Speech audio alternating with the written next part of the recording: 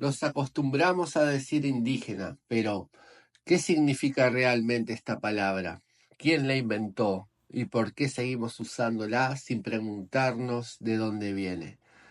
Esto es tierra adentro y hoy te traemos indígenas, historia de una palabra peligrosa. Cristóbal Colón nunca llegó a la India, pero creyó que sí. Y como todo conquistador apurado nombró lo que no entendía, indios, a secas. Como señala el antropólogo Guillermo Bonfil Batalla, al principio se hablaba de naturales para referirse a los pueblos que ya vivían en estas tierras, pero pronto el error geográfico se impuso y con él se impuso también la palabra, indios. Una etiqueta equivocada que borró identidades, redujo diferencias y nombró a todos con el mismo desprecio. Después, más tarde, vendría la palabra indígena, más elegante, más correcta, pero con la misma raíz torcida.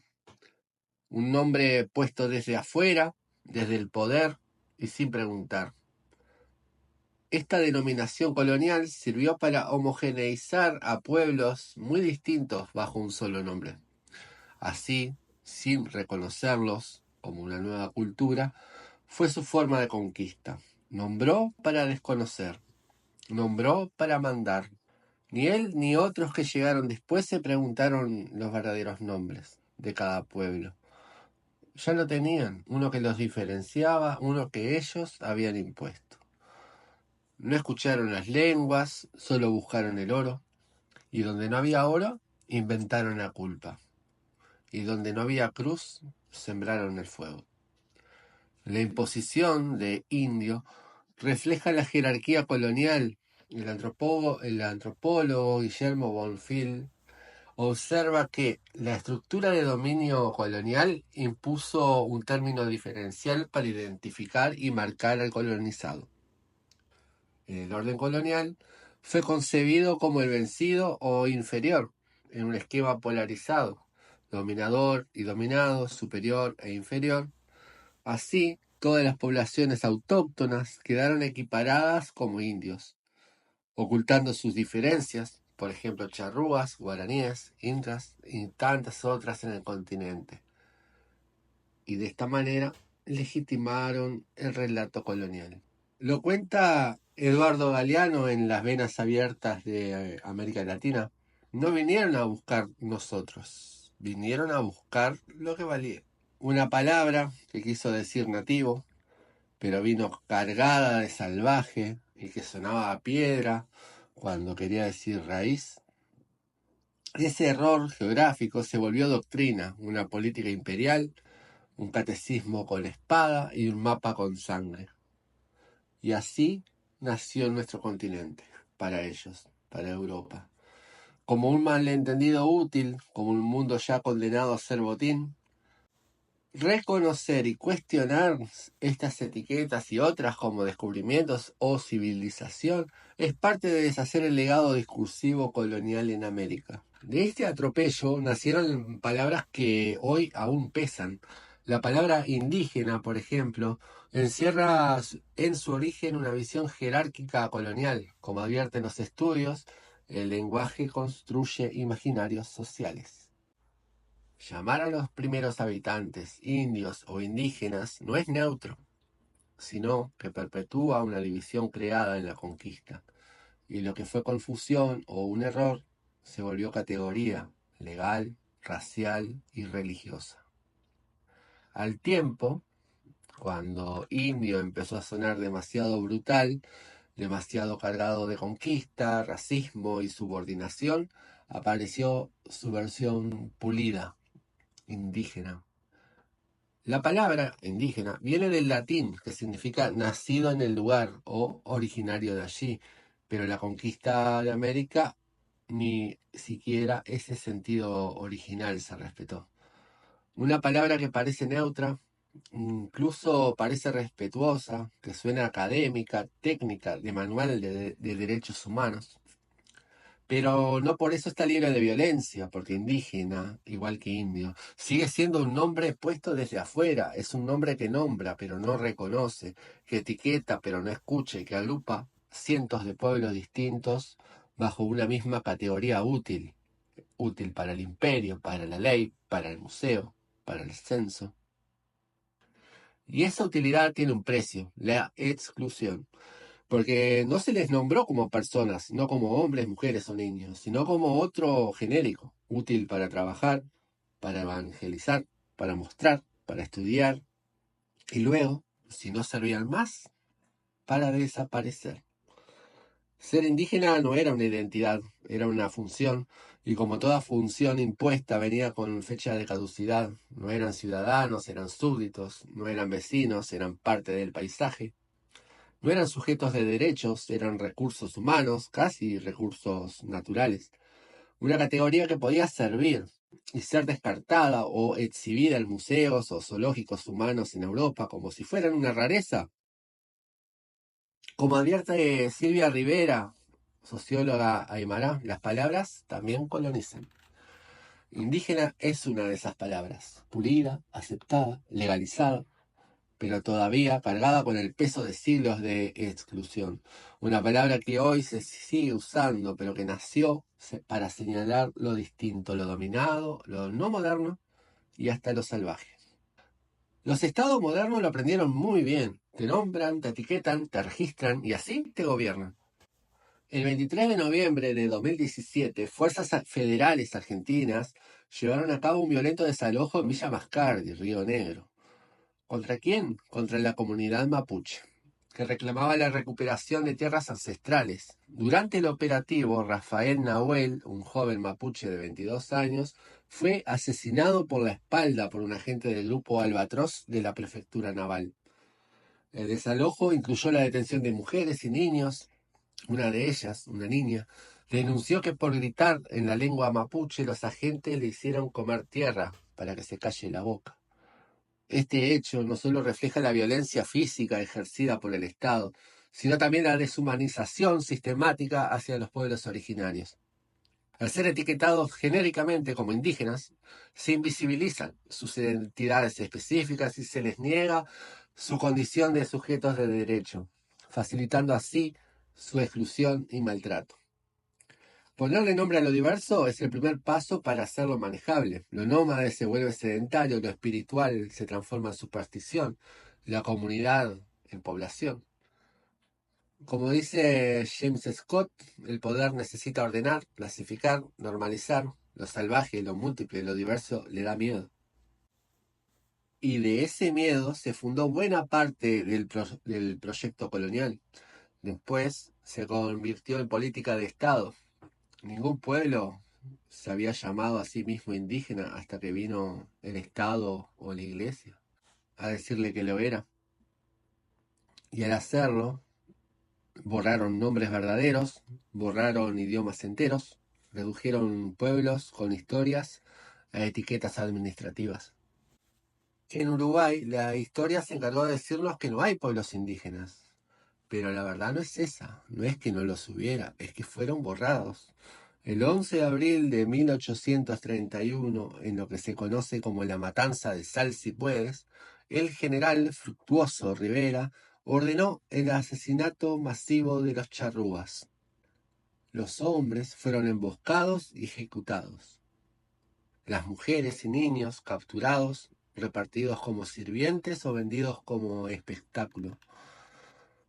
A 4 supervivientes los mandaron a Francia como ejemplares vivos de una raza que se extinguía. Fueron expuestos en zoológicos humanos. Y así comenzó la nación uruguaya, negando al otro, tachando del mapa a quienes se estorbaban al proyecto civilizador. Y en los libros escolares, en los documentos oficiales, en el imaginario nacional, quedó instalada la mentira útil. Acá no hay indígenas, acá somos todos iguales.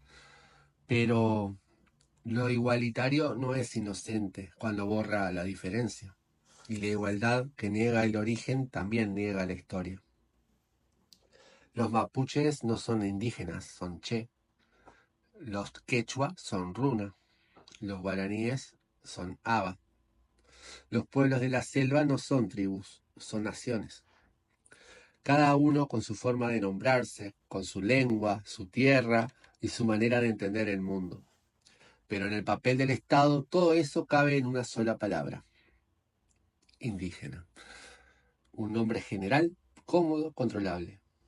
Un nombre que resume lo que no se quiere entender y al resumirlo lo desarma. Es arrebatarle el poder y la capacidad de definirte. Por eso, cada vez más pueblos están dejando atrás la palabra indígena para volver a sus nombres, sus idiomas y sus memorias.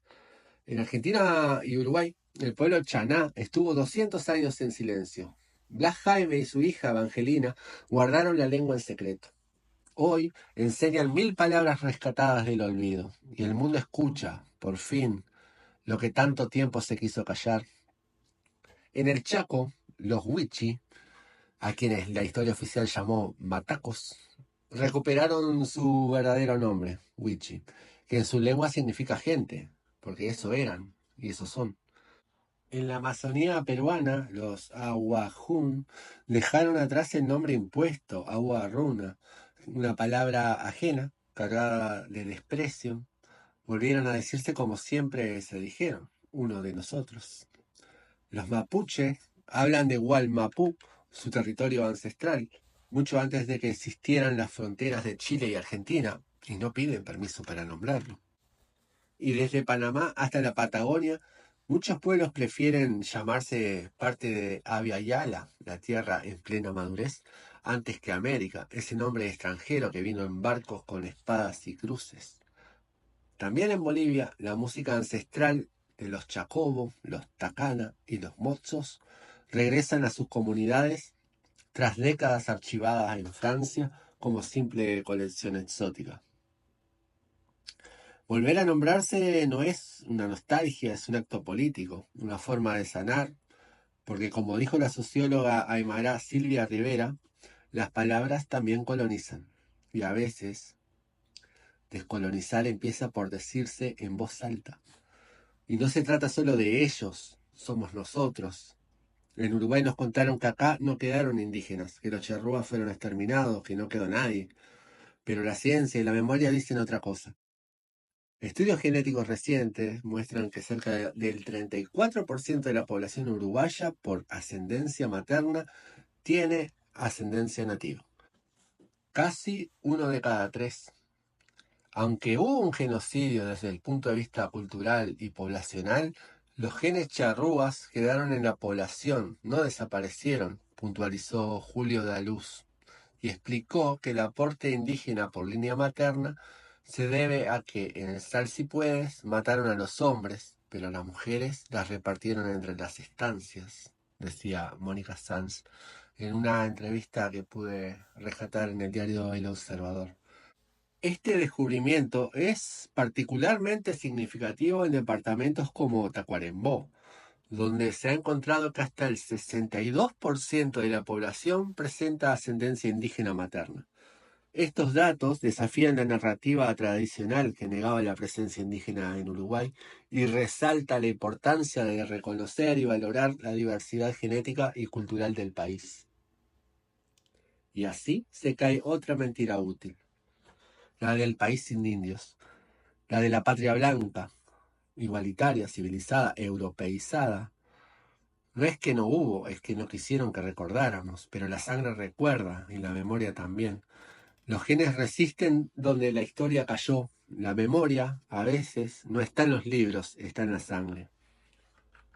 Lo que no se nombra, no existe, pero también lo que se nombra mal, se mutila, decía Rita Segato, antropóloga feminista. Entonces, ¿cómo nombrarnos? No hay una sola respuesta, porque no hay un solo pueblo, no hay una sola identidad. Tal vez no necesitamos una palabra para todos, tal vez necesitamos 1000 nombres verdaderos para cada uno, con su historia y su dignidad. Descolonizar no es volver al pasado, es liberar el presente, dijo María Galindo en Feminismo Bastardo.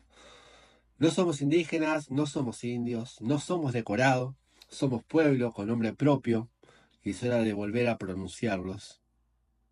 ¿Y vos? ¿Vas a seguir repitiendo el nombre del conquistador o vas a aprender a decir el verdadero? Si te gustó este video, no te vayas como los conquistadores, no te lleves el oro y nos dejes sin nada. Deja tu like, tu comentario y suscríbete al canal para ayudarnos a crecer. Somos nuevos, pero tenemos memoria larga. Compartí el video, así llegamos a más gente. Eso estaría genial. Y bueno, nos estamos viendo en el próximo video que sale dentro de poquito. El próximo video va a tratar del tercer capítulo del podcast. Hablaremos de Cuba. ¿eh? Bloqueo, algoritmos y silencio. Nos vemos en poquito tiempo. Chao.